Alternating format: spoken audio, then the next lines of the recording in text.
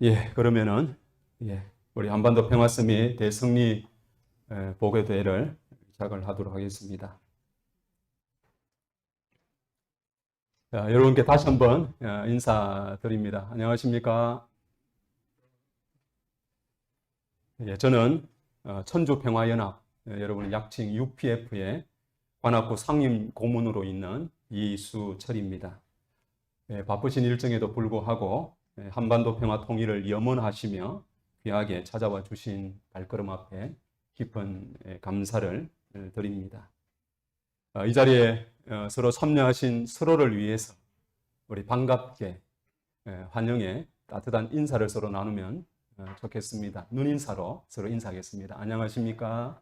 반갑습니다. 환영합니다.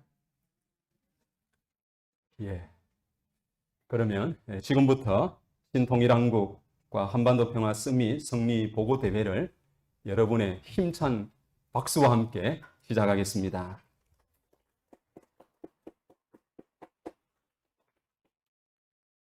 여러분 화면으로 뚜렷하게 잘 보이지 않으시겠지만은 이것은 동영상 중에 일부를 제가 발췌를 했습니다. 이 장면은 미국 뉴욕 맨하탄의 타임스퀘어 광장에 큰 외부 LCD가 있는데 그곳에 2000년 1월 1일을 카운팅 하다가 마지막 1초를 남겨놓고 있는 장면의 모습입니다. 우리 모두는 1999년을 보내고 새로운 밀레니엄, 새 천년을 우리가 맞이할 때 모두가 다 정말 환호를 했습니다. 새롭게 시작하는 이 새 천년은 전쟁이 종식되고 모두가 소원하는 이 평화의 세계가 새 천년과 함께 우리 앞에 찾아올 줄로 그렇게 기대를 하면서 우리가 다 정말 희망찬 새 천년을 맞이했다고 봅니다. 그런데 어떻습니까? 뉴 밀레니엄 시대가 출발한 지 20년이 지나고 난 이후에 환경 비즈니스라고 하는 이 잡지에서 최대 뉴스 탑 10을 뽑았습니다. 그 탑 10을 뽑고 보니까 20년이 지난 지금은 평화와 공존 또 공동 번영의 시대가 우리 앞에 찾아오기보다도 여전히 전쟁과 갈등이 계속되고 특히 9.11 사건으로 인해서 테러와의 전쟁이 20년간 계속되어 오고 있다고 하는 사실을 여러분이 다 아마 기억을 하고 있을 것입니다. 그게 불과 2년 전의 일만 아니라 지금 이 순간도 역시 마찬가지다라고 하는 겁니다. 전 세계인들은 러시아의 우크라이나 침공 전쟁으로 인해서 모두가 다 고통과 아픔 그리고 무차별적인 이 학살이 지금 이 시대에 자행되고 있다고 하는 이 내용 앞에 모두가 다 통분하고 있습니다. 러시아 이 푸틴 정부를 향해서는 전쟁 범죄자다. 그리고 유엔 인권위에서 퇴출을 시키고 경제적인 제재를 가하고 그리고 전 세계적으로 반전 연대 시위가 지금도 펼쳐지고 있습니다.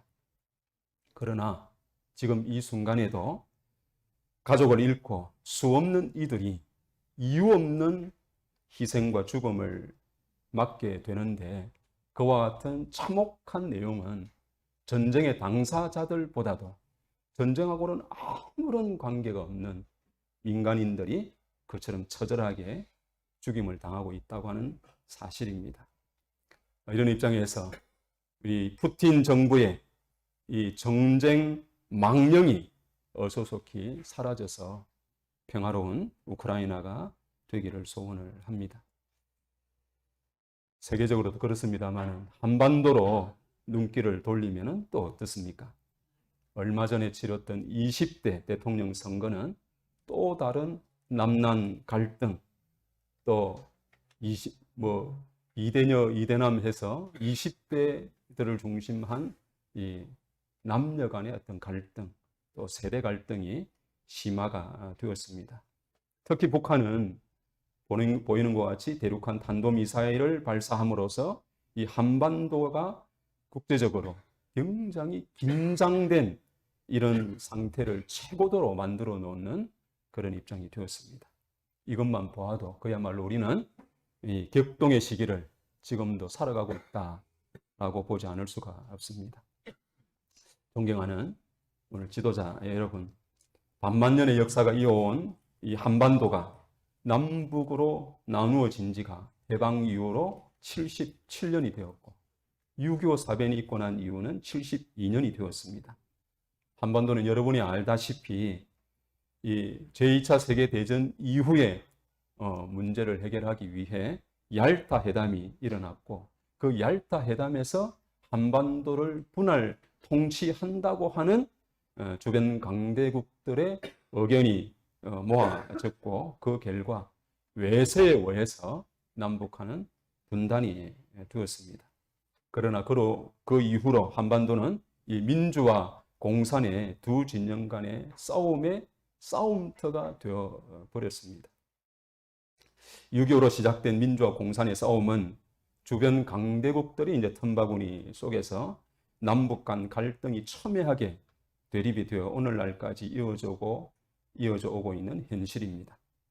우리가 잘 아는 통일 독일은 사실은 분단이 외세에서 되었지만은 분단된 과정 속에 그 민족 간에는 서로 전쟁이나 싸움이 있지 않았습니다. 그렇지만 남북 간은 외세에 의해서 나누어졌다 하더라도 나눠진 이후에는 사상 간의 대립이 끊임없이 계속됨으로 인해서 분단이 고착되어 가고 있는 현실이 우리가 지금 이 한반도에 살고 있는 모습이다 하는 겁니다. 그렇다고 하면은 이것을 누가 어떻게 해결할 것인가? 특히나 이념 간의 갈등의 대립을 종식시키고 또 주변 강대국들이 의해서 나누어졌기 때문에 이제는 그 강대국들이 지지하는 가운데 한반도 통일을 협력할 수 있는 것을 누가 만들어낼 것인가? 이 문제를 우리가 풀지 않고서는 남북 통일이 이루어져서 이 38선의 철책을 걷어내는 것은 어려운 숙제다라고 말하지 않을 수가 없다는 것입니다. 여러분 1987년 5월 15일 날 리틀 예술회관에서는 특별한 단체가 설립이 되었습니다. 남북통일운동 국민연합이 창설이 되었는데 문선명 한학자 총재님께서는 앞으로 남북통일을 위해서는 국민을 먼저 교육해야 된다. 그래서 그 교육하기 위한 단체로 또 남북통일을 위한 국민들이 지지하고 활동하는 단체로 이 남북통일운동 국민연합을 창설을 했습니다.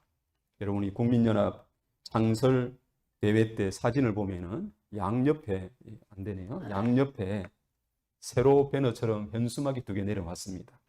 그 세로 배너에 내려와 있는 현수막의 내용이 뭐냐? 성공사상 무장하여 북한 동포 해방하자. 또 한쪽에는 통일사상 무장하여 남북통일 성취하자. 이 두 구호를 외치면서 출발을 했습니다. 북한은 이 거짓된 사상에 빠져 있는 이 북한 동포들을 이 성공사상으로 그들을 정말 해방시켜 줘야 된다고 하는 취지고 또 하나는 통일이라고 하는 것은 두 사람, 두 가족, 두 민족 간에 하나가 되는 하는 가장 유일한 방법은 사랑하는 거다라고 했습니다. 한국과 일본이 역사적으로 엉키고 설킨 이 역사적인 문제를 어떻게 해결할 것인가? 문선명 한학자 총재님의 유일한 방법은 교차 결혼하는 것이다. 한국과 일본의 두 청춘 남녀들을 결혼시키면은 그 결혼한 가정 안에는 갈등이 있을 수 있을까요? 없을까요? 갈등은 있겠죠. 역사적인 전통이 내려온 당사자인 부모들은 갈등이 있을 수 있죠. 그렇지만은 거기에 손자가 태어나면은 그 손자는 한국 부모의 자식이에요? 일본 부모의 자식이에요? 양 부모의 자식이죠. 양 부모의 자식인 그에게는 한국, 일본이 집에서 나눠질 수 있습니까? 유럽 이런 나라들 간에 교차 결혼을 시킴으로 말미암아 이런 근원적인 문제를 해결하려고 하셨다고 하는 겁니다. 그렇기 때문에 남북 통일은 무엇으로 이루어지느냐? 참 사랑으로 이루어진다. 그러면은 사상을 극복하고 서로 사랑하기 위한 이 무장이 되어야 되는데 그것이 바로 참 사랑의 진리를 가르쳐주는 통일 사상으로 무장되어야 된다라고 말씀을 하시면서 통일 사상으로 무장해서 남북 통일을 이루자고 하는 이런 취지의 내용을 가지고 남북 통일 운동 국민연합이 1987년에 창설이 되었습니다.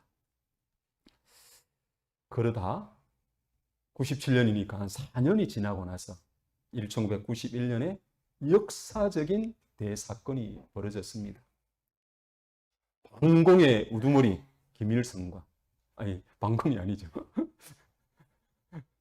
공산주의의 우두머리 김일성과 방공을 넘어서 공산주의를 이기자 성공을 외쳤던 문선명 한학사 총재님 간의 만남이 성사되었다.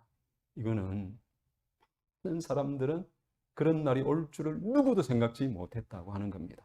그렇지만은 이 역사적인 만남 이전에 또 역사적인 만남이 1990년 4월에 소련, 그때 당시에 이제 구소련 크레밀린 궁에서 이루어졌습니다.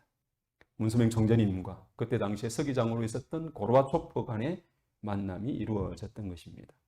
그런데 그 만남이 이루어지기 이전에 어떤 일들이 있었느냐 하면 문선명 총재님은 세계적으로 적화 야욕을 가지고 있는 이 소련, 구소련의 야욕을 꺾기 위해 가지고 전 세계적인 국제 성공연합을 결성을 하고 그것을 미국을 중심 삼고 활동을 펼쳐왔습니다.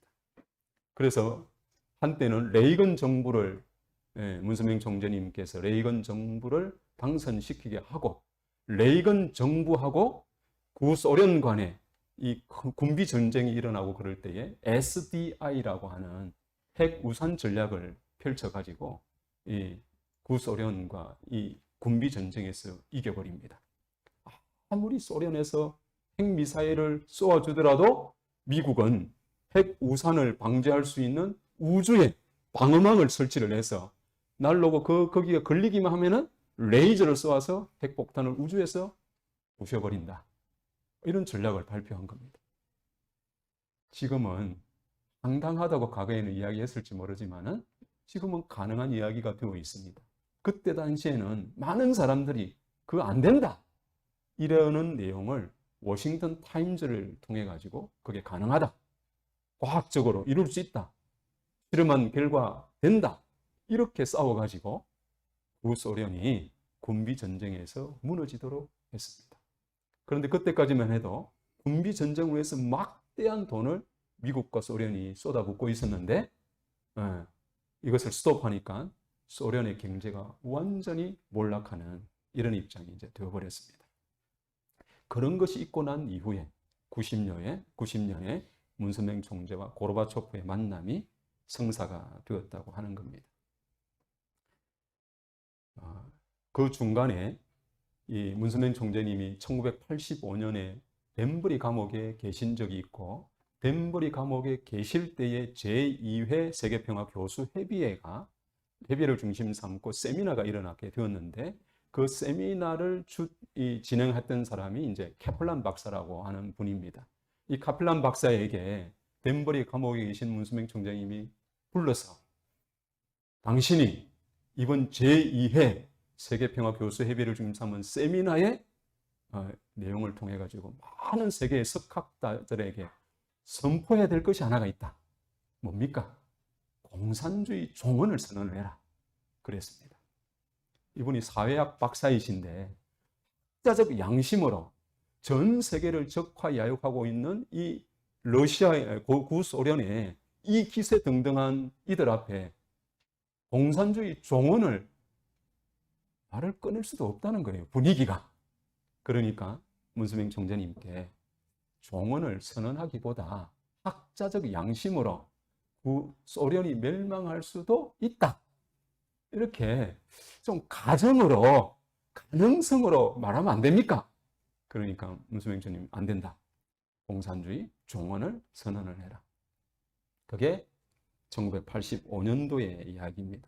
그러고 난 이후에 얼마 되지 않아서 구소련이 이제 몰락을 하게 되었다고 하는 겁니다.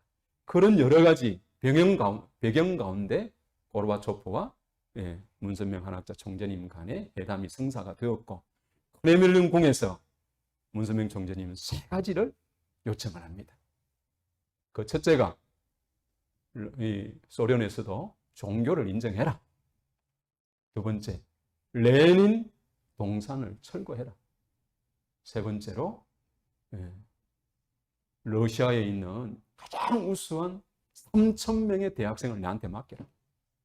내가 구소련이 정말 새로워질 수 있도록 내가 그들을 미국에 데려가서 교육을 시키겠다. 이 세 가지 내용이 다 성사가 되고, 플러스 해가지고 구소련과 한국 간의 수교를 맺어라 라고 이야기를 해서, 그 이후에 그때 당시에 이제 노태우 정부 시절이었는데 노태우 정부 시절에 구소련과의 수교가 이루어지고 정상회담이 있게 되었던 그런 이제 배경들이 있습니다. 이런 이제 일들이 성사가 되고 난 이후에 고르바초프 구소련을 중심 삼아 방북을 하셔가지고도 역사적인 일들이 이제 참 많습니다. 여기는 이제 김일성 주석과의 회담이 있고 난 그런 내용이고, 그 회담의 내용을 종합해서 이 합의 내용이 조인이 되었습니다. 합의 내용을 쭉 보면은 첫 번째, 이산가족 상봉은 인도적 차원에서 실시한다.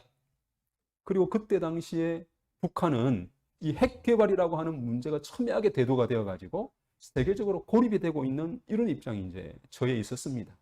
그래서 이 문제를 문선명 총재님이 찾아가셔서 푸셨죠. 그래서 핵 에너지는 평화적 목적으로 사용해야 되고, 그리고 북한은 즉시 IAEA 핵사찰을 수용해라. 이런 합의를 이루어내고, 그리고 평화적 경제 사업에 통일 그룹이 참여한다고 하는 대원칙에 합의를 하고요. 네 번째로는 김일성 주석의 요청에 의해서 이 문선명 총재는 금강산 개발을 국제적 안목으로 한다. 그래서 사실은 금강산 개발은 문선명 한학자 총재님이 주도해서 그 일대를 개발하는 것으로 이미 사실은 사인이 다 되었던 그런 내용이었습니다. 이 외에도 이 남북 간의 정상회담을 제안을 했고, 이 내용 앞에 김일성 주석은 얼마 있지 않아서 그때 당시 이제 김영삼 대통령과 정상회담이 결정이 되었는데, 느닷없이 1994년 김일성 주석이 죽음으로 인해서 성사가 되지는 않았습니다. 어쨌든 이런 합의가 방북을 함으로써 이루어지게 되었고, 그 방북 이후에 통일그룹은 북한과의 여러 가지 대북 사업들이 착실하게 진행이 되었습니다.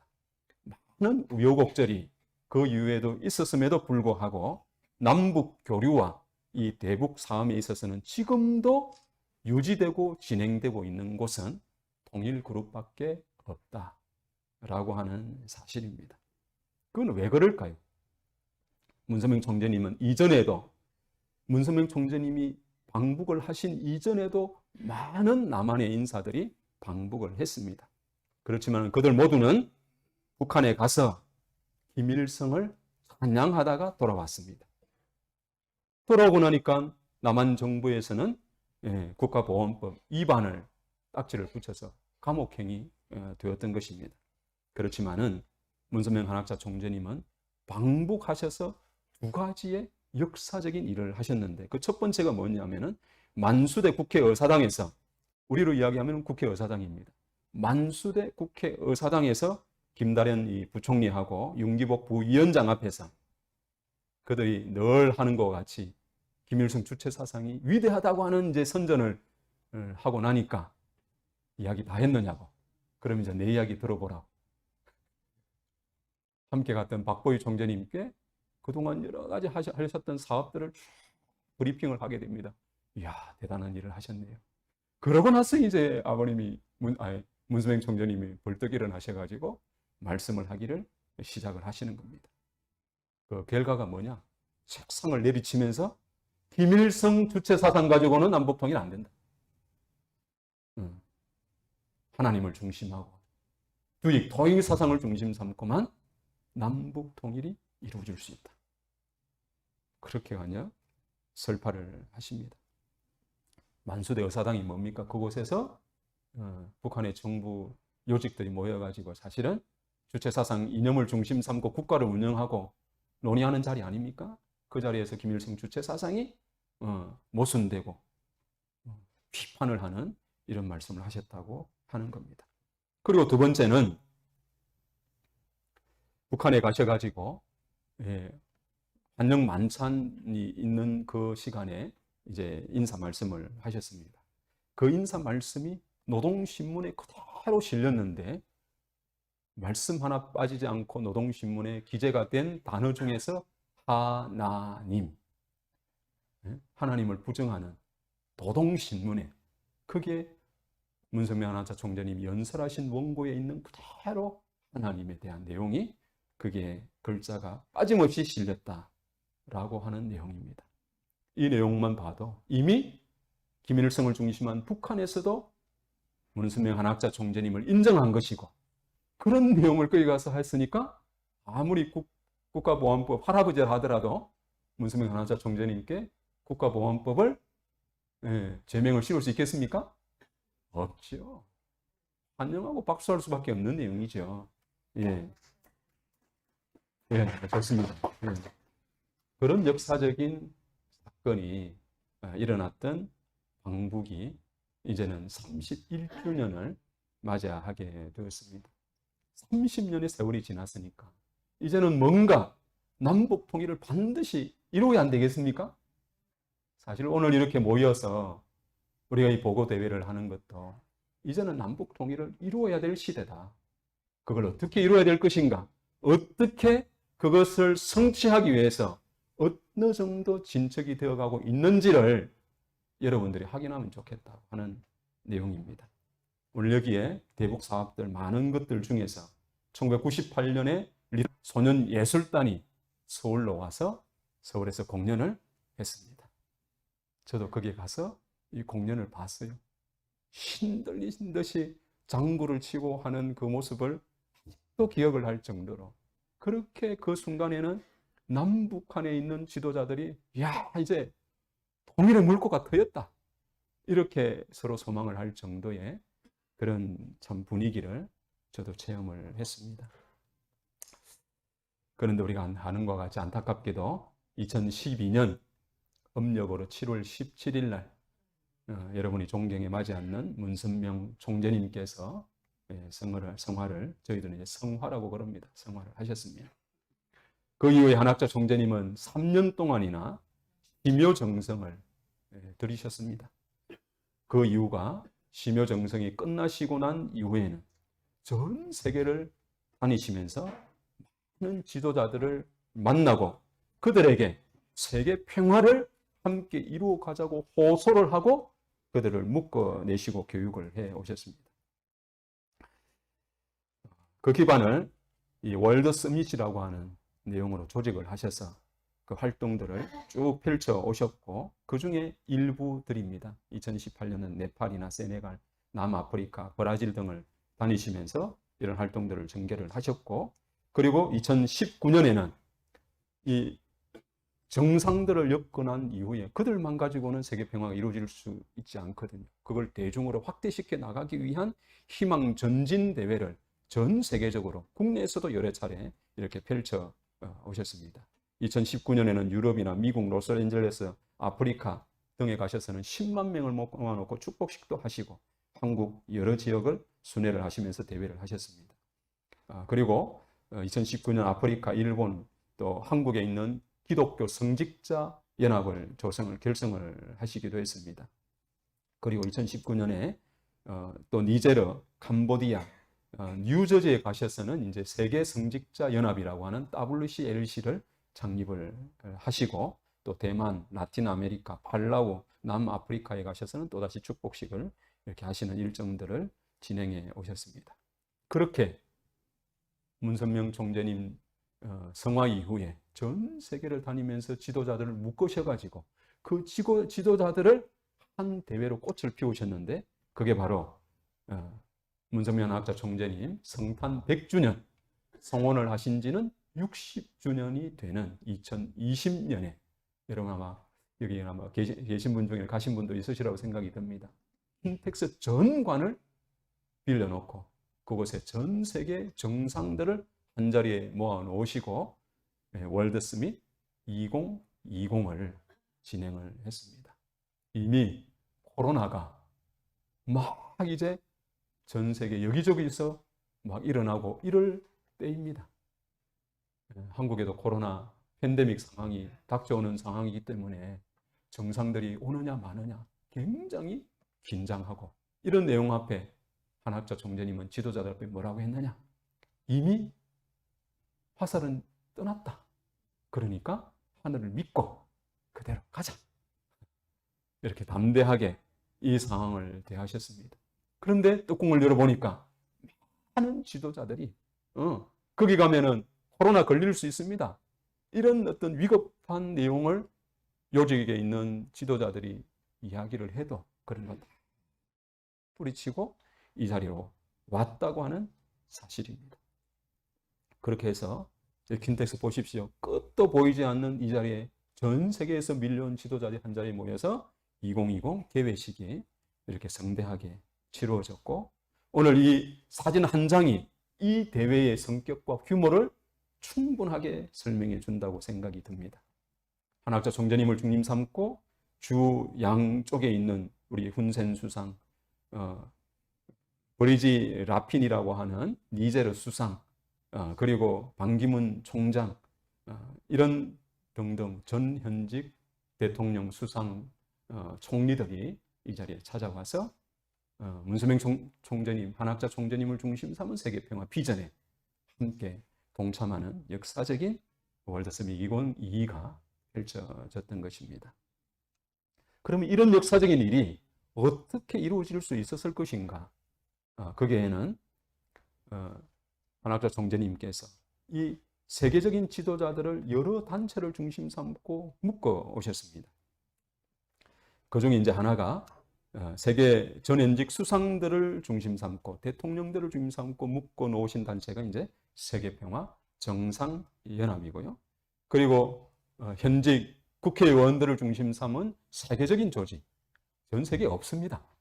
이런 조직을 만들 이유도 사실은 없고요. 세계평화를 생각하니까 국가의 지도자인 국회의원들을 묶어서 이런 세계평화를 참 비전을 이루겠다고 하는 뜻에서 이런 조직을 만드는 것이죠.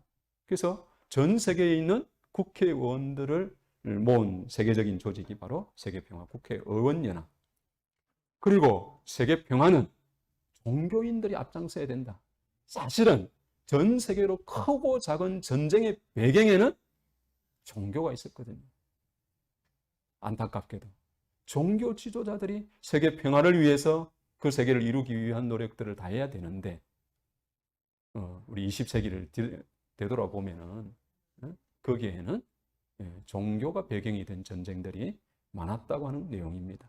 그렇지만은 뜻을 이제는 종교 지도자들이 모여서 세계 평화를 실현해 가기 위한 노력을 지금은 경주해 가야 된다.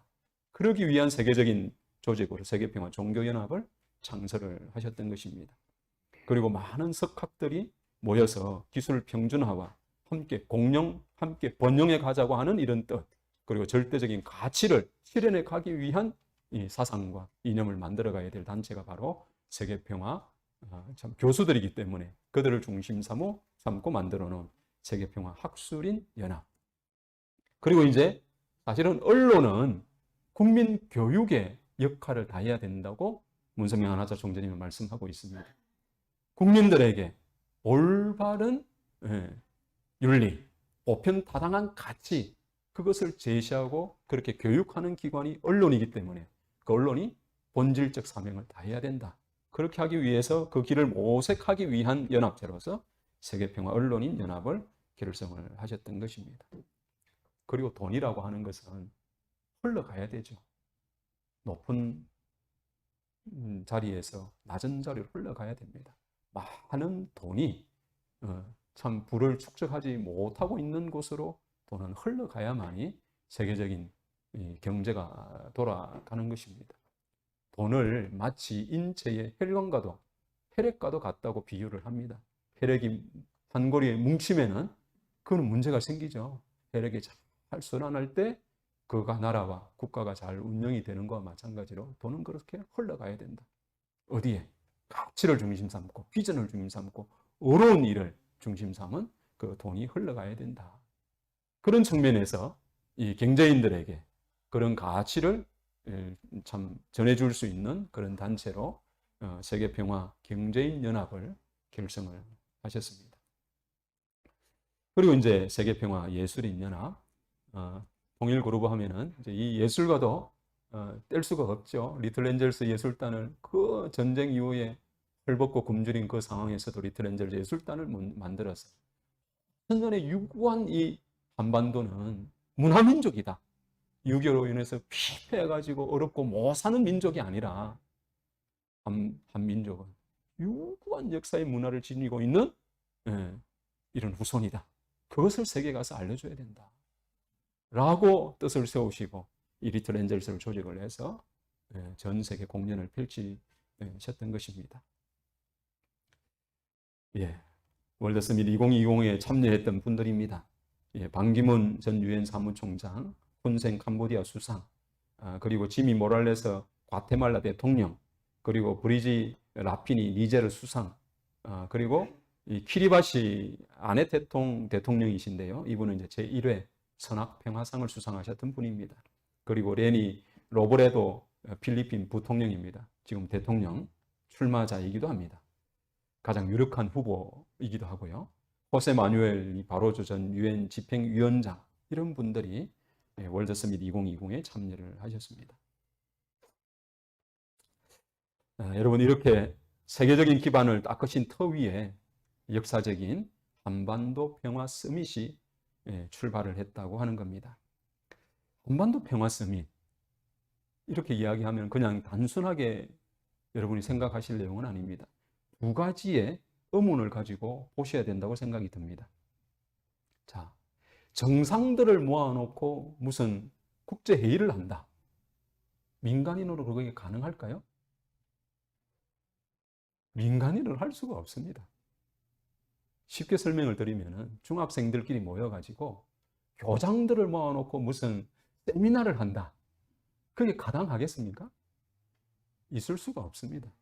한 국가에 세계적인 정상들을 불러오게 하는 것은 민간단체가 할 수가 없습니다. 오고 안 오고는 이 뚜껑도 안 열어봐요. 초대장. 민간단체가 보내는 뭐 초청장이 있으면 그 뚜껑도 안 열어봐요. 정상들이. 그런데 무슨 정상들을 초대해놓고 민간단체가 주관하는 행사를 해요. 있을 수가 없습니다. 그럼에도 불구하고 민간단체가 주최하는 행사에 세계적인 정상들이 왔다. 이거 의문이에요, 의문. 그럼 그분들을 어떻게 모시고 올 수 있었을까? 이 퀘스천 마크입니다. 두 번째는 미국도 아니고 한반도의 코딱지만한 이 나라에 어떻게 그 정상들이 오느냐는 거예요. 그리고 모임 주제가 한반도 평화 통일입니다. 무슨 놈의 관련이 있어요? 아프리카의 한반도 통일하고 무슨 관계가 있습니까? 되거나 말거나지. 그 사람들하고 아무런 관계가 없다고 할 수 있는 이 일에 그분들이 왔다고 하는 사실입니다. 이거에 대한 의문을 여러분이 명확하게 이해하지 않고서는 이 대회의 의미를 우리가 이해할 수 없다고 이렇게 생각이 듭니다. 그럼 왜 한반도에서 이런 평화 서밋을 개최를 하셨는가? 개최하신 한학자 총재님은 다음과 같은 말씀을 하셨다고 합니다. 앞으로 남북 통일은 우리의 힘만으로는 한계가 있다. 국제사회가 지지하고 협조해야만 실현이 가능하다. 그렇기 때문에 남북한이 공동 수교한 157개국에 있는 국가 정상들에게 이 취지와 뜻을 설명을 했습니다. 그리고 두 번째, 아무리 정상들이 몰려온다 하더라도 이 한반도 내에 있는 국민들이 남북 통일에 대한 의지가 없다. 그럼 뭐예요? 주인들은 아무런 생각이 없고 객들이 와가지고 이래라 저래라 하면 그거 뭐가 되겠습니까? 그렇기 때문에 전 세계 정상들이 함께 모여서 한반도를 지지하고 여기에 있는 국민들이 남북 통일에 대한 비전과 뜻을 함께 모을 수 있는 이런 대회로 만들어 가야 됐던 것입니다. 그리고 그 염원이 한반도 평화 서밋 서울 선언으로 종결이 되었습니다. 여러분, 한반도 평화 서밋 서울 선언이라고 하니까 이제 어떤 꿈을 우리가 또 꿔볼 수 있겠습니까? 서울에서 선언을 했으면 또 어디서 선언을 한번 해야 될 거 아니에요? 예? 예. 여러분 상상 속에 그곳이 어디든지 간에 이 정상들이 함께 결집을 해서 한반도 평화 서밋을 외치고 지지하는 무슨 선언이 반드시 이루어질 줄로 저는 믿습니다. 여러분도 믿으시면 박수 한번 주시면 좋겠습니다. 아까 제가 공검정을 말씀을 드렸죠. 세계적인 정상들이 어떻게 한국에 왔을까? 이 표 하나가 다 말하고 있습니다. 이 표 하나를 보면은 민간단체가 나서서 하지만은 그 대회의 조직위원장이 훈센 캄보디아 수상입니다. 이분에 대해서는 여러 가지 평가가 있으시겠지만은 아시아 유니언, 아셈 어장국입니다. 그럴 정도로 아시아 태평양권에서는 대단히 영향력이 있는 지도자이십니다. 그리고 전 세계의 대통령 비슷한 노래를 했던 우리 반기문 제8대 유엔 사무총장이 공동조직위원장으로 세워졌었고 그분들이 초청장을 보냈습니다. 이수철이라고 하는 사람이 초청장을 보내면 여기 있는 사람 중에 몇 사람 정도 올까 말까인데 여기 세계적인 지도자들이 이런 초청장을 보냈기 때문에 는 세계 정상들이 찾아올 수 있었고 이분들이 지지하는 또 한학자 총재님이 말씀하시는 한반도 통일과 세계 평화라고 하는 것을 정식은 한반도 평화 이꼬르 세계 평화를 가는 지름길이라고 하는 이 뜻 앞에 동의하셨다, 지지했다라고 하는 겁니다. 그렇기 때문에 많은 분과에도 전 세계 정상들이 이렇게 함께해서 이 대회를 이룰 수가 있었다. 한학재 총재님은 이것을 이루기 위해서 놀라운 조직을 만드셨는데 그게 뭐냐? 한반도 통일을 위해서 외국에 있는 지도자 1011명, 한국에 있는 지도자 1011명을 묶어가지고 2022명으로 구성된 싱크탱크 2022를 조직을 하셨어요. 그렇게 해서 세계적으로 묶으셔가지고 그 기반을 가지고 한국으로 이렇게 왔습니다. 아까 175개국이라고 이야기했는데요. 수개국가가 그 중에 85명, 50%가 넘었죠. 50%가 넘은 세계적인 정상들이 지지를 보내고 한국으로 오려고 모든 준비를 사실은 다 했습니다. 훈센 수상만 이야기하더라도 이때에는 동계올림픽이 중국에서 일어날 시점이었습니다. 중국하고 가까웠던 훈센 수상은 동계올림픽에 가야 될 사람이었어요. 또 하나, 아셈 어장국으로서 미국에서 아셈 회의를 개최했기 때문에 아셈 어장국으로서 훈센 수상은 미국으로도 가야 되는 거예요. 몸이 두 개였으면 양쪽을 쪼개가지고 보냈겠지만 중국도 못 가고 미국도 못 가는 이런 처지와 상황에 놓였는데도 불구하고 한반도로 왔다는 거예요. 이거 설명하기 쉽지 않죠? 쉽지 않습니다. 훈센 수상이 한반도로 왔다고 하는 거 쉽지 않습니다. 심지어는 이런 상황 때문에 우리 대회를 좀 연기하자고까지 이야기에 나올 정도의 상황이었어요. 그러나 대회를 주최하는 우리는 안 된다. 무슨 배짱이 있었는지 모르지만 안 됩니다. 하고 진행을 해서 훈센 수상이 중국도 미국도 아닌 그 큰 두 나라도 아닌 한반도로 왔다는 거예요. 그리고 여기 있는 훈센 수상 옆에 보면 이제 트럼프 대통령도 나와서 연설을 하셨고 또 이 미국의 마이크 펜스 전 부통령이 있습니다. 이분은 다리를 다쳐가지고 다리를 쩔뚝쩔뚝해서 사실은 다리 아픈 사람이 이 먼 곳까지 왜 와요? 개인적으로는 그렇잖아요. 그리고 많은 지도자들이 한국의 코로나 팬데믹으로 인해서 들어오면 무조건 10일 이상 격리를 해야 됩니다. 그거 하려고 오겠어요? 못 오는 거예요. 그럼에도 불구하고 마이크 펜스 부통령은 스스로 아픈 다리를 목발을 짚고 또 한국 정부와 다이렉트로 채널을 연결을 해서 코로나 팬데믹에 따르는 이 격리를 해제를 받고 그렇게 왔다고 하는 사실입니다. 이분들이 왜 한국에 왔느냐? 이분들이 왜 한국에 왔느냐? 저는 감히 여기서 말씀을 드리고 싶은 것은 일생을 세계 평화를 위해 헌신해 오셨던 이 문선명 한학자 총재님의 이 삶을 존경하고 그분의 뜻을 따라서 한반도 평화를 지지하고 함께 동참하기 위해서 이분들이 왔다고 저는 말씀을 드리고 싶습니다. 대회 때 나오셨던 분들의 일면들입니다. 정말 세계적인 지도자들이시고 이분들과 더불어 대회가 사실은 진행이 되었습니다. 대회는요, 참 보기 드뭅니다. 정상회의를 중심한 이 대회가 4시간 반 이상이 진행이 됐다고 하는 겁니다. 4시간 반. 그 영상을 여러분에게 다 보여드릴 수는 없어서 일부만 편집을 해서 한 20분 정도 영상입니다. 잠시 이 시간 좀 경청을 하도록 하겠습니다.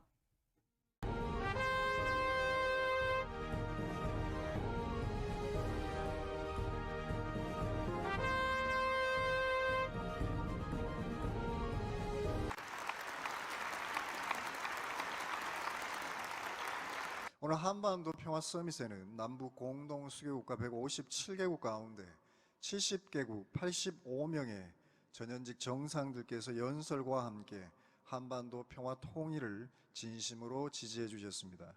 그럼 먼저 오늘 서밋에 참석해 주시는 정상들을 소개하도록 하겠습니다. 여러분, 큰 박수를 부탁드리겠습니다.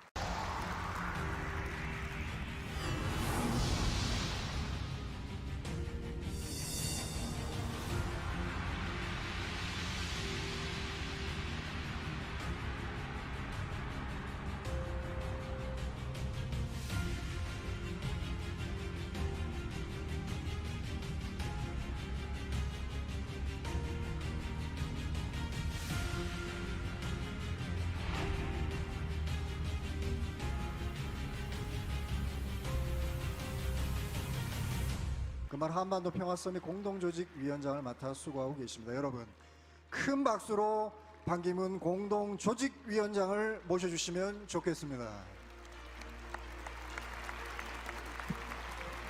한반도의 평화는 굉장히 중요한 주제입니다.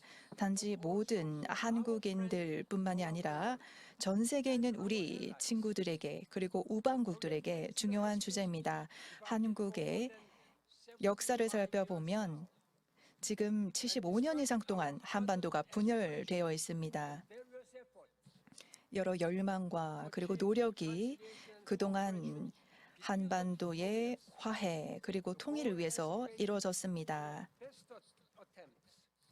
과거에 많은 시도가 이루어지고 노력이 이루어졌지만 결코 한반도에 있어서 영구적인 돌파구를 찾지는 못했습니다.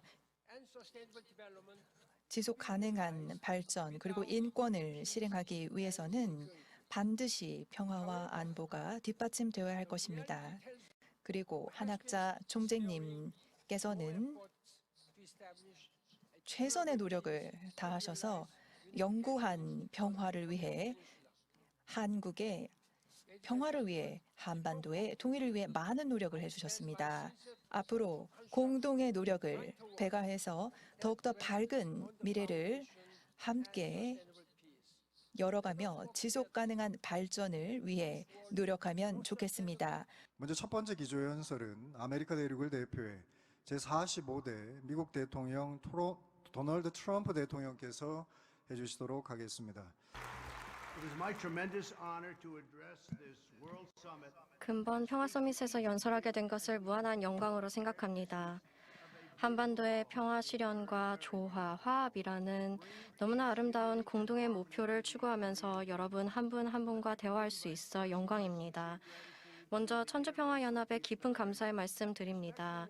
특별히 세계 평화의 대의 실현에 누구보다 앞장서서 헌신하고 계시는 한학자 총재님께 감사드립니다. 제가 한 총재님께 감사드리고자 하는 또 한 가지 이유는 부근이신 고 문선명 총재님과 함께 워싱턴 타임스를 창립하신 일입니다.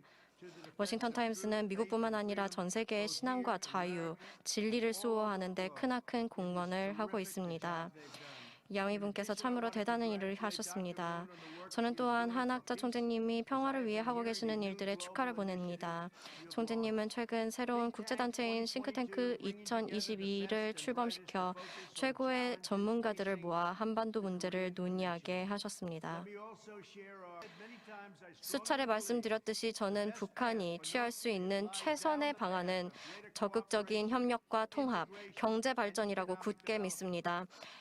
그러나 그렇게 되려면 핵무기의 위협이 없어야 합니다. 핵무기는 도움이 되지 않습니다. 안전과 번영, 하나됨을 거쳐 마침내 평화를 실현할 한국, 그 한국을 위해 수고와 노력과 기도에 동참해 주시기 바랍니다.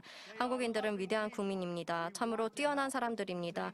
그들은 사랑할 줄 아는 사람들입니다. 우리가 도와야 합니다. 감사합니다. 하나님의 축복이 여러분께 있기를 기원합니다. 사실 한국에 직접 오시고자 했지만 여러 가지 사정으로 인해 직접 오시지는 못하고요. 서면으로 아주 귀한 연설을 보내오셨습니다. 한반도의 평화를 향해서 전 일본국 내각 총리 되신 아베 신조, 한반도 평화 서밋 2022에 참석해 주신 여러분, 일본 전 내각 총리 되신 아베 신조입니다. 이 서밋의 공동위원장이신 캄보디아 왕국의 훈센 총리와 반기문 전 유엔 사무총장님께 감사를 드립니다. 그리고 UPF의 창설자이신 한학자 총재님께 감사와 경의를 표합니다. 전 세계가 지금도 코로나 팬데믹으로 인해 어려움 속에 있습니다. 그 결과 여러 차원의 대립과 분열, 분쟁이 곳곳에서 벌어지고 있는 대단히 중대하고 위험한 상황을 우리는 맞닥뜨리고 있습니다. 이번 한반도 평화 서밋이 진솔한 논의의 장이 되어 한반도 평화 통일을 위한 새로운 길이 열리는 계기가 될 것을 기원합니다. 감사합니다. 유럽 대륙을 대표해 호세 마누엘 바로조 제11대 유럽 연합 집행위원장 겸 포르투갈 전 수상께서 해주시도록 하겠습니다. 먼저 오늘 함께하게 되어서 영광이고 감사라는 말씀을 드리고 싶습니다. 오늘 우리는 유럽의 그리고 유럽연합의 평화를 위한 목소리를 전달하고 싶습니다. 2018년 희망의 빛이 있었습니다. 하지만 북측의 노력은 정치적으로 지속되지는 않았습니다. 그렇기 때문에 이 어려운 상황을 간과해서는 안 될 것입니다. 하지만 남과 북은 충분히 통일을 향해서 진보할 수 있다라고 생각합니다. 한학자 총재님 그리고 천주평화연합은 한반도의 평화 그리고 통일에 지대한 기여를 해주셨습니다. 평화와 통일을 위해서 끊임없는 희망을 우리에게 심어주고 앞으로 나가게 해주셨습니다. 네, 마지막으로 그리고 또 평화를 위해 추구하시는 모든 여러분들께 감사의 말씀을 드리며 연설을 마치도록 하겠습니다. 이번 순서는요. 두 번째 부문의 기조연설의 순서입니다. 두 번째 부문의 기조연설은 마이크 펜스 제48대 미국 부통령께서 해주시도록 하겠습니다.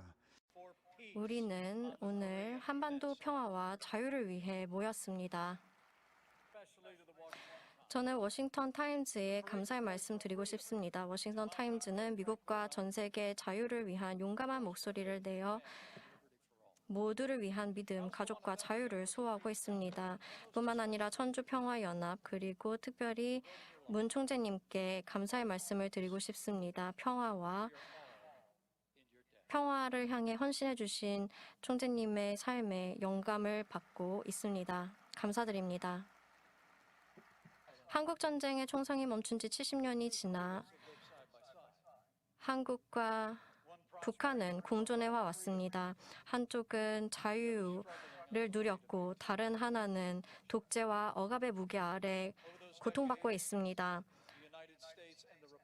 평양에서 이루어지고 있는 미사일 실험과 도발의 복귀가 이를 증명하고 있으며 현재 중국과 러시아에서의 행동도 이를 보여주고 있습니다.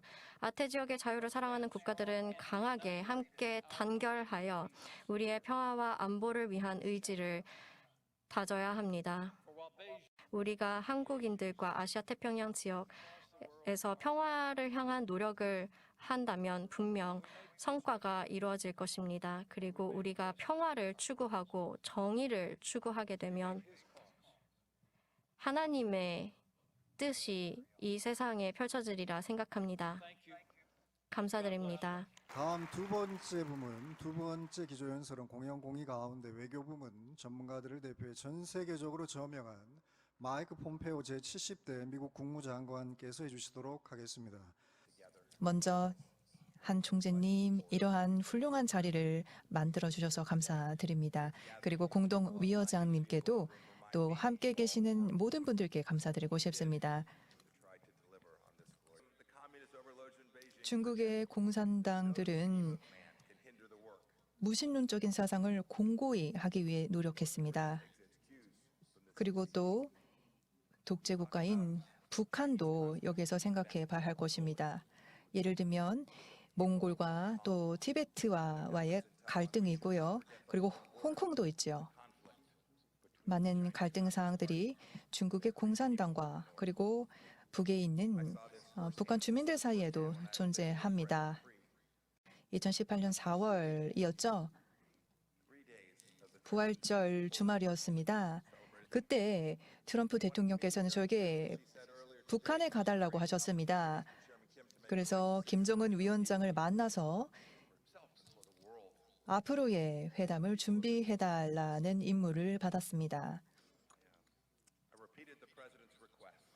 저는 김 위원장과의 회담에서 트럼프 대통령의 요청을 거듭 강조했습니다. 그래서 미사일 발사를 멈춰줄 것, 그리고 또 여러 가지 요청을 드렸습니다. 오늘 이 자리에 대면으로 함께하신 분들 그리고 온라인으로 함께하신 분들 많이 계시는데요. 절대 희망을 포기하지 않을 거라고 생각합니다. 평화와 통일을 위한 희망 포기하지 않을 것이라고 믿습니다. 다음 두 번째 부분, 세 번째 기조연설은 공생, 경제 부문 전문가들을 대표해 세계적인 투자 전문가 짐 로저스 회장께서 해주시도록 하겠습니다. 전 천주평화연합에 이러한 행사를 개최해 주셔서 감사 말씀드립니다. 그리고 한국의 평화 서밋을 하는 것이 오히려 마지막이기를 바랍니다. 통일을 이루어서요. 지금 북한에서 자동차를 제조하고 있다는 것을 잘 모르시는 분들도 계실 수도 있는데 문선민 총재님께서 시작을 하셨고 보시다시피 변화는 이룰 수 있습니다. 그리고 여기서도 마찬가지로 터널을 건설하기 시작했는데 일본에서 한국을 향하는 그런 터널입니다. 38선이 이제 개방이 될 때에는 우리가 자동차를 가지고 도쿄에서 영국까지, 런던까지 갈 수 있을 것입니다. 저도 그렇게 하고 싶습니다. 저도 딸들과 함께 런던에서부터 터널을 통해서 자동차로 이동을 하고 싶습니다. 그리고 그 과거에 그 DMZ에서 또다시 만나 연애를 갖기를 바랍니다. 이 모든 것이 이루어질 수 있으리라 생각합니다. 세계에 큰 변화가 있을 것이라고 생각합니다. 지금 현재는 런던까지 차로 갈 수가 없죠. DMZ가 있다고 한다면요. 그렇기 때문에 DMZ가 있다고 한다면 터널을 건설할 수 없기 때문에 아직은 먼 길이지만 언젠가는 이루어지리라 생각을 합니다. 38선이 열리게 되는 순간에는 한국이 다시 교통의 허브가 될 수 있다는 것을 깨닫게 될 것입니다. 왜냐하면 철도가 서쪽과 동쪽에 지금 재건설이 들어가고 있고 38선이 개방되기만 한다면 그 순간에는 이 철도 시스템에 함께 결합하여 시베리아 종단을 할 수 있게 될 것입니다. 그렇게 되면 한국이 교통의 허브가 되겠죠. 그래서 천주평화연합의 노고에 감사의 말씀을 드리며 굉장히 빠른 시일 내에 통일을 이루기를 바라며 다시는 평화 서밋이 아니라 DMZ에서 연애를 하면서 우리가 만났으면 좋겠습니다. 감사합니다. 이제 마지막 기조연설 세 번째 부분입니다. 세 번째 부분 첫 번째 기조연설은 한반도 평화 서밋 공동조직 위원장이신 캄보디아 훈센 수상께서 해주시도록 하겠습니다. 내외 귀빈 여러분, 전국에 그리고 또 전 세계적인 국가 수장 여러분, 존경하는 한학자 총재님, 전주평화연합 관계자 여러분, 신사숙녀 여러분, 이런 지난 수십 년간 평화를 위한 노력이 여러 가지 수준에서 이루어져 왔고 여러 플랫폼에서 이루어져 왔습니다. 우리 모두는 이러한 노력을 잘 알고 있습니다. 하지만 그 노력의 결실을 맺지는 못했습니다. 한국인들은 혁신적이고 역동적이고 근면성실하며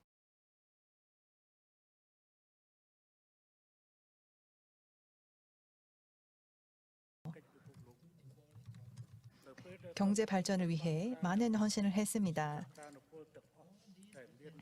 이 모든 가능성은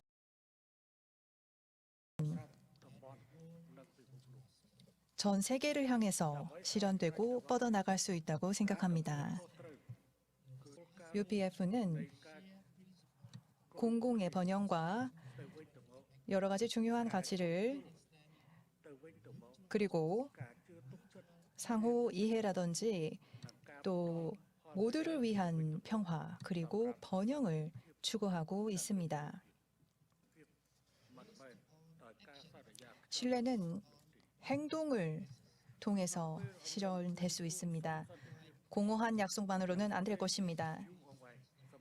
영구적인 평화가 한반도에 자리 잡을 수 있도록 저는 모든 리더분들 그리고 관계자분들께서 특히 본 글로벌 서밋 2022에 참석하신 귀빈들분들께서 힘을 모아주시기를 바랍니다. 여러분들께 진정으로 건강과 행복, 성공을 기원합니다. 다시 한번 본 자리에 함께해 주셔서 감사 말씀 드리고 싶습니다. 연설을 해주신 존경하는 각국 정상 및 평화를 사랑하는 평화 지도자 여러분, 이제 오늘 한반도 평화 서밋의 주최자이신 한학자 총재님을 모시고 마지막 특별 연설을 듣는 시간을 갖도록 하겠습니다.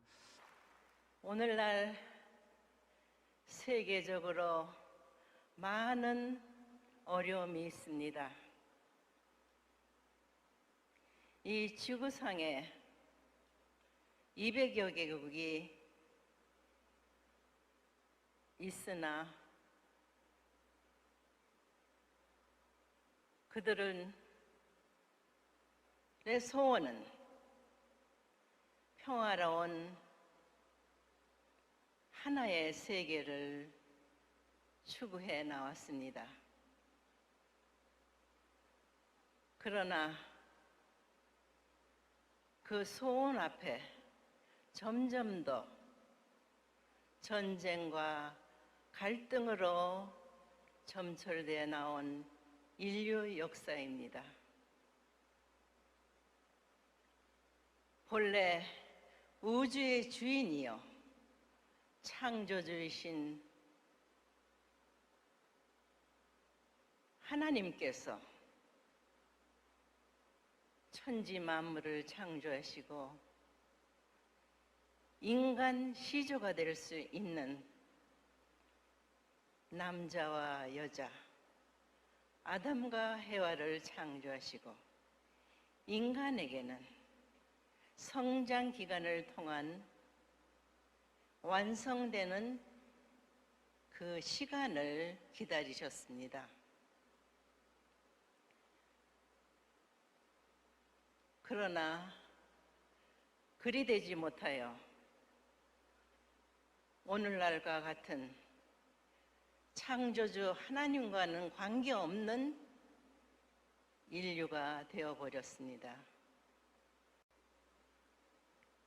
그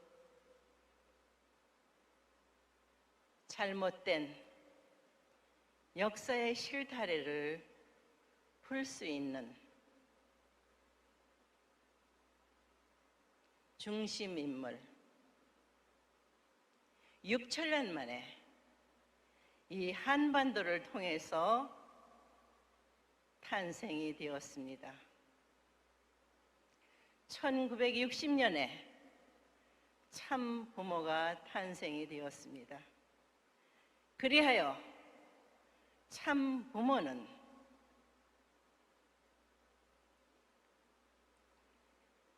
인류를 하늘 부모님의 자녀로 중생부활시키는 섭리가 참가정운동 축복 행사인 것입니다.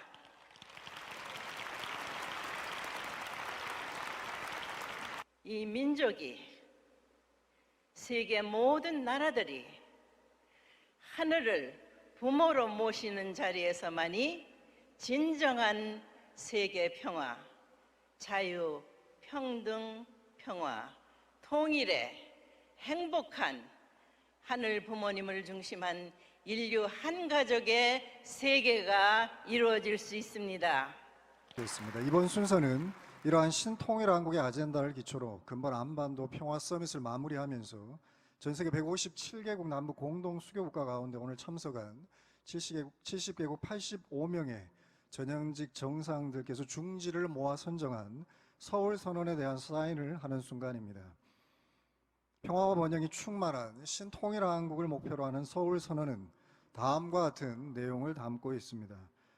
월드서밋 2022의 시리즈로 개최된 한반도 평화 서밋에 참석한 전현직 정상, 종단장, 국회의원, 학술인, 경제인, 언론인 등 우리는 천주평화연합 창설자의 정신을 존중하고 공동조직위원장을 중심으로 1950년 전쟁 이래 분단된 남과 북이 하나의 영토, 하나의 문화, 하나의 민족의 프레임 아래 평화 통일을 지향하도록 전방위적 협조를 한다. 아울러 유라시아 터널 등과 같은 신통일한국 프로젝트와 나아가 2019년 프놈펜 아시아 태평양 정상회의에서 채택된 아시아 태평양 유니언 실현을 위해 노력을 다하며 이를 위해 평화와 번영을 위한 상호 존중, 상호 이해, 상호 신뢰, 상호 이익의 원칙과 유엔 헌장 및 국제법에 의거한 국제 질서 증진을 재확인한다. 나아가 한반도 및 그 밖의 지속 가능한 평화와 번영, 진전에 기여하기 위해 채택될 수 있는 평화 사업 및 기타 제안에 대한 실행 계획을 세울 수 있도록 싱크탱크 2022, UPF 기관 및 기타 이해관계자들로 구성된 파트너십 위원회를 구성하는 것을 골자로 한다. 2022년 2월 13일 대한민국 서울에서 열린 월드 서밋 2022에서 본 서울 선언을 결의하여 채택한다. 여러분, 이제 신통일한국을 향한 하나의 영토, 하나의 문화, 하나의 민족, 원 플랫폼의 비전을 담고 있는 서울 선언에 대한 서명식을 하는 시간을 갖도록 하겠습니다.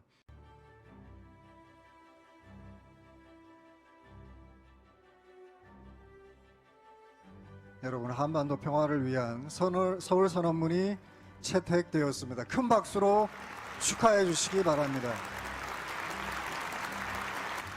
이번 순서는 한반도 평화 서밋을 통해 서울 선언문 채택됨을 만천하에 공표하는 출정의 순서를 갖도록 하겠습니다. 1, 2, 3!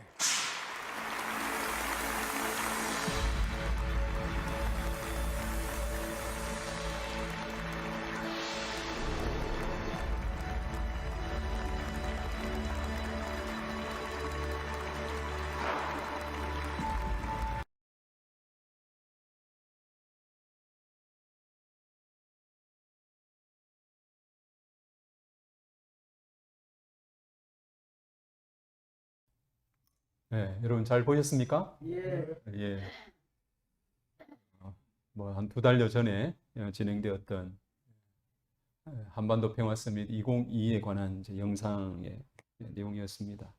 언론에서도 이 한반도 평화 서밋에 대한 굉장히 많은 관심들을 이렇게 비쳤습니다. 언론에서 보도된 내용들을 중심하고 조금 말씀을 더 드리겠습니다. 해외에서도 한반도에서 일어나는 이 내용에 대한 많은 방송사에서 생중계로 이것을 방송을 해 주었습니다. 해외 방송사가 취재를 하고 이 생방송을 중계를 한 개수가 3,517개 곳에서 이렇게 했고요. 시청 인원은 뭐 주최자 집계로 34억, 뭐 한 번이든 두 번이든 이렇게 노출되고 본 사람들은 이런 정도의 인원이 이 행사에 관심을 가졌다고 하는 겁니다. 이 행사는 피스링크라고 하는 플랫폼 서비스가 거기에서 송출이 되었는데요. 피스링크에 접속한 이 채널 수가 43만 7천 개 곳에서 이 채널을 접속을 했다고 하는 것이고, 한국은 MBC 넷에서 전 행사를 생중계를 했습니다. 이렇게 생중계에 참여했던 수가 60만이 참석을 했습니다. 예, 언론에 나온 이제 내용입니다. 세계 짧게 좀 전현직 보고 정상급 끝내겠습니다. 리더들이 참여한 한반도 평화회의에서 평화 통일을 지지하는 선언이 채택됐습니다. 기조 연설을 맡은 트럼프 전 미국 대통령은 북한의 경제 발전을 위해서는 핵무기 위협이 없어야 한다며 북의 비핵화는 심각한 위험이 아닌 최고의 기회라고 밝혔습니다. 마이크 펜스 전 미 부통령도 우크라이나 사태 등 안보 위협이 심각해진 상황에서 한반도 비핵화를 위해 함께 노력해야 한다고 강조했습니다. 지난 13일 열린 평화회의에는 공동위원장인 반기문 전 유엔 사무총장과 훈센 캄보디아 총리를 비롯해 마이크 폼페이오 전 미 국무장관, 짐 로저스 회장 등이 참석했습니다. 많은 신문에서도 행사의 주요 내용들을 보도를 해 줬습니다. 외국에 찾아와서 말씀하신 정상들을 중심으로 또 대회의 중요한 이제 장면들을 이렇게 신문에 기재를 해 줬습니다. 예, 여기까지고요. 그리고 이제 방송에서도 여러 방송들이 주요한 뉴스 타이밍에 이 행사에 대한 보도를 해 주었습니다. 여러분, 이번 행사는 두 가지 측면에서 우리가 봐야 된다고 말씀을 드렸습니다. 먼저는 이제 범국민 공감대 형성을 위해서 한반도 평화 서밋과 더불어 100만 평화 애원들이 함께한 희망 전진 대회로 이렇게 함께 진행이 되었습니다. 정말 아무리 많은 세계 정상들이 지지를 보내고 협조를 한다고 하더라도 통일을 이루어야 될 당사국인 이 한반도의 남북한에 이들이 정말 관심과 지지가 없어서는 남북 통일이 어렵다고 생각이 듭니다. 그리고 둘째는 남북 공동 수교국인 157개국 정상들의 지지를 얻어낸 것이 굉장히 놀라운 일이고, 절반 이상인 85개국에서 평화 통일을 지지하셨다고 하는 것입니다. 이것이 정말 지금 봐도 가능한 일이었던가 이렇게 생각을 해보면은 마치 꿈만 같고 기적과 같이 이루어진 이런 대회가 아니었는가라고 생각을 해보게 됩니다. 이 일에 정말 정부가 이런 일을 주도하고 남북한 통일을 위해서 이루어가고 있느냐고 생각을 해보면은 많은 의문을 우리가 가질 수밖에 없습니다. 오늘 이런 결과를 여기 오신 우리 지도자들 또 여러분에게 이렇게 보고를 드림으로써 함께 마음을 모으고 또 지지를 하고 동참할 수 있는 이런 모습을 갖게 된 것을 진심으로 감사를 드립니다. 아직은 남북 통일이 이 목전에 왔다고 우리가 생각할 수는 없지만은, 그러나 참 불현듯이 남북 통일은 우리에게 다가올 것이라고 저는 믿습니다. 우리의 믿음이 현실로 이루어질 때까지 여기 계신 많은 분들이 함께 참여하시고 지지를 또 성원을 보내주시면 대단히 감사하겠습니다. 이것으로 신통일한국 한반도 평화 서밋 승리 보고의 모든 순서를 마치도록 하겠습니다. 함께해 주셔서 감사합니다.